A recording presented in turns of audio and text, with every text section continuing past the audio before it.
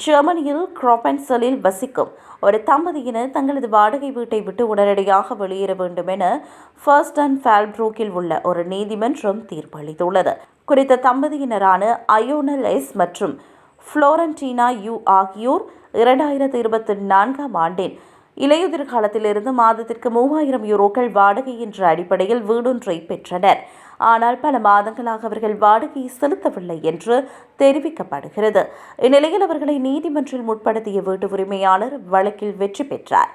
நீதிபதி உடனடியாக வெளியேற்றத்தை அனுமதித்துள்ள நிலையில் தீர்ப்பை மேன்முறையீடு செய்த 40,000 யூரோ பாதுகாப்பு வைப்புத் தொகையை செலுத்துவதன் மூலம் மட்டுமே தம்பதியினர் வெளியேற்றத்தை தடுக்க முடியும்.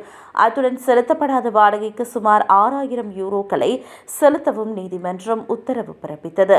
இதேவேளை குறித்த தம்பதியினர் வெசிங், கிராபென்சல் மற்றும் மியூனிக் அருகே உள்ள பல வீடுகளில் வசித்து வந்துள்ளனர்.